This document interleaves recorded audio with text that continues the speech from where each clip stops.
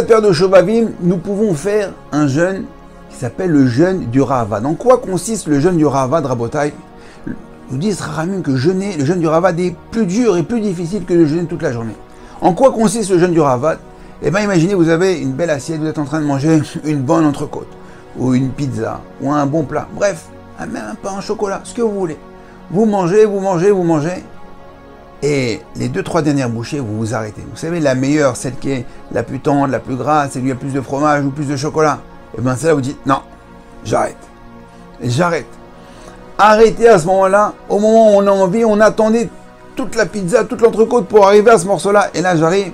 Ça, c'est le jeûne du Ravad. Pourquoi? C'est vaincre ses passions, c'est gérer. Le Pierre Carbon dit Ezeo Gibor à Kovesh Yitzro. Quel est l'homme vaillant, quel est l'homme fort? Celui qui sait vaincre ses passions. On a dit que Akriya Moret Azman, c'est-à-dire que la lecture de la Torah influe sur le temps. Eh bien, les Bnei Israël sont sortis d'Égypte, ils étaient esclaves de Pharaon, esclaves de l'Égypte. Ils ont dit non, on va s'en sortir, on ne veut plus devenir esclave. Et bien pareil, on veut s'en sortir, on ne veut plus devenir esclave de notre corps.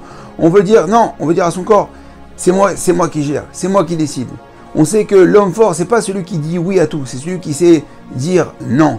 Par exemple, c'est ce qu'on dit à nos enfants.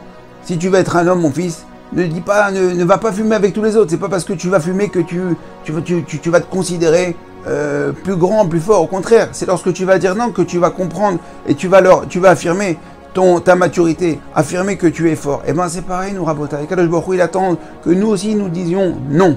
Non, ça veut dire c'est moi qui gère mon corps et c'est pas mon corps qui me dit ce que je dois faire. Alors Rabotai, je vous dis bon travail, à très bientôt et Kol Touv.